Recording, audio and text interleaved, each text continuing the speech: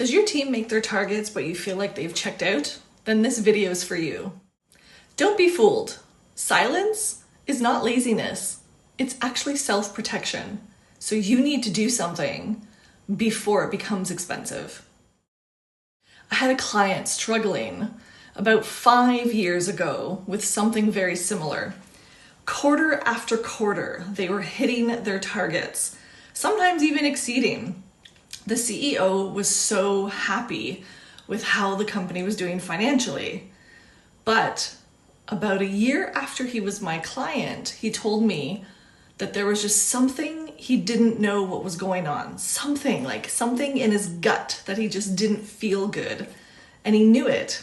You know that feeling when you're just following your gut and you're like, there's something off, but I don't know what it is.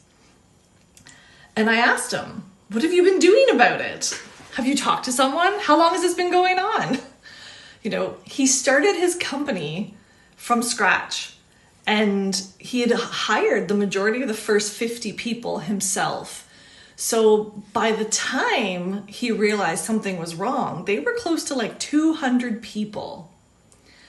So this day that he's telling me the story where he feels something is wrong and doesn't know what's happening, I sort of felt like this light bulb came on and I was like, you know your business and I know people because people are my business. So I asked him like a million questions. There were so many things coming out of my mouth and I was like, what did you do about this? And what did you do about this? And how about this? And when did it start? And how many people do you have? And, and he just kept going back to the same sort of story that he's spoken to his executive vice president, he's brought it up at leadership team meetings. They even have leadership retreats where he focuses on culture and engagement. But remember, those leadership retreats are just for leaders. They weren't for anybody else. So sure, it's for the 20 people that are considered leaders in his business. But what about the other 180, right? They weren't doing any leadership retreats, or sometimes. So he also used to have summer events and like Christmas parties and stuff. And I think he realized that this problem was happening because with his 200 employees, there were only maybe 30, 40 people showing up. So half of them were leaders and the other half were employees. And it just saddened him. He just couldn't understand why he felt he invested so much time and energy and money into people. And he's like, I have the best benefit plan and I do bonuses and I give them free lunches on Wednesdays. And, there were so many things that he did that he just didn't understand why his employees didn't care anymore. And I get it. It's not the first time I've seen this. In my 25 years in HR, it's definitely not my first time I've seen this. And so normally what happens in HR is, there's an employee survey. It's done once a year. Everybody has to fill it out anonymously. And then the results come and then nothing is done. And I'm not saying that I'm against surveys. I do still do them for some clients. And I do them because usually you do get some good information. But his situation and his story just was different. An employee survey with 30, 40 questions that no one was really going to understand wasn't really going to help, obviously. And we knew why it wouldn't help because people were silent. And this CEO felt like people had been silent for up to 2 years, maybe even longer. And so, of course, me being me, I looked at this and thinking, ooh, project, I can do something about this. I can help, it helps when you love what you do, and I do love what I do. So I gave him a proposal. And like I said earlier, we had just been working together for about a year, but he knew me in the industry. So he had heard about me. He had signed an agreement with me because I came recommended from another client who's actually a friend of his. So there was already a little bit of a trust factor, right? And I get that because in HR, you're not really Googling for HR help. It's usually normally you have to find someone because you can trust them and they're going to come into your business, and normally they're going to find things that are not always 100% kosher, and that's okay, as long as we're not breaking any laws, right?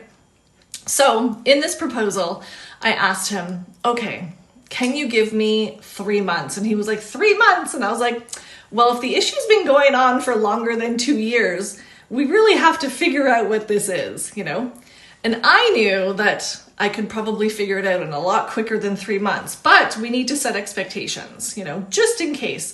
Plus sometimes there's vacations and people are off and, that kind of thing. So we have to take all that into account. So my proposal was give me 3 months and see, what if I can find the root of the problem. And in my head, I knew I could find the root of the problem, but you have to start somewhere. So what was important to me though, was not to start with leadership at all. A lot of times in my experience in HR is we go to leaders and we start asking them, who do you think is disengaged? Why do you think they're unhappy? Check performance reviews, all these normal data that is provided, as part of sort of an HR program. And I just didn't want to do that. I started in the hierarchy at the very bottom, and I went and started having lunch with people and showing up at the office and hearing about trivia that some people would go to. And I was like, oh my God, can I come? I'm really bad at trivia, but I have a lot of fun, So I just sort of immersed myself into some day-to-day things. I even ended up getting invited to client meetings from some employees, so I would meet them out on site and do different things. And of course, they started opening up to me. And every single person I spoke to, and I spoke to over 80% of the employees, they loved the company. They loved their mission. They loved what they did. It wasn't just a job to them. But there's the big but. Things changed, and we had to find out why things changed. And in a roundabout way, everyone sort of led to when one single person had been hired, the executive vice president.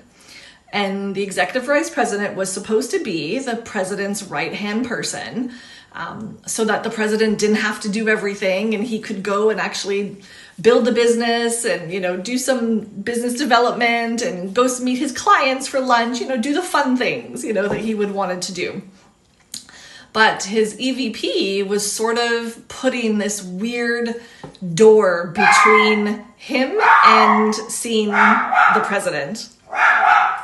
So the more people I spoke to, the more information I got that there was like this barrier, between the president and the rest of staff. And this barrier, they called him the Godfather. They called him the Godfather because no one could see him. They had to go through 4 or 5 people before they could actually see the president. Unless he was walking by in the hallway or something was happening, they saw him out in the parking lot, that kind of thing. But otherwise, it took a long time for them to ever meet the president or even know who he was. So we had some staff here that didn't even know who he was. And then other staff who wanted to actually meet him or spend 5 minutes with him, even like a coffee chat. And they just couldn't because somehow this EVP put this weird barrier and he promoted this environment with the other leadership team that everything had to be done through hierarchy. And again, I'm not saying hierarchy is wrong because it's not. I mean, that's why we hire people, right? We hire people to help us and to be able to, allow us to do our job so that other people could manage our team. However, that was creating obviously a pretty bad environment and worse than what the CEO even knew. So that was the challenge to all this. So when I finally brought him this information, it was 30 days later. We had a 30-day check-in. And I said to him, I already have information. And he was like, what?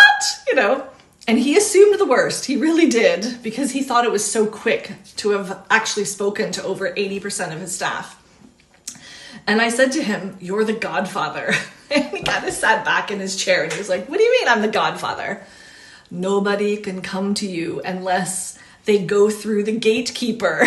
You know, who's the gatekeeper? Well, there's manager here, manager here, manager here, and it was just listing the hierarchy. And he was like, that's stupid. I never wanted to do that, you know. But this is what it was. So he was untouchable, you know. His leaders had created this environment that they couldn't see him. And then on top of that, so many of his staff said that they have meeting over meetings talking about the same thing, that there was like decision fatigue. No one could make decisions for anything. So they felt like there was so much time being wasted, you know. And then other team members were telling me that they felt like they had no idea what the future of the company was. And so all this information that I'm giving to the CEO, he was just dumbfounded. He was actually quiet, which was not like him. So I said very quickly, I have some advice for you. One is we have to create a better environment in the workplace. And one of them is we have to give your leaders questions to ask their team members. And he's like, is it this simple? And I was like, yeah, it is. Getting to know people and making them feel comfortable is this simple. So one of the things was to give the leaders a guide to ask better questions. Another one was to name things that are not said. You know, the elephant in the room, talk about those things. You know, don't feel like you can't talk. You know, the CEO wanted an open environment, but there was no open environment. So in order to do that, we had to talk about the things that no one wanted to talk about. And then we had to make sure that we could shift the focus of the company from just performance to actually progress. So have you been in a situation like this? I'm sure you have, because it's definitely not my first company that I've seen this. So if you're looking for this guide about asking better questions, I have one available for you. You can get your own free PDF here. Just click on the link below and I'll provide you some tips and tricks just like I did for the CEO. And if you're looking for more truth about HR and more information, check out the video on the link below. Thank you and have a great day.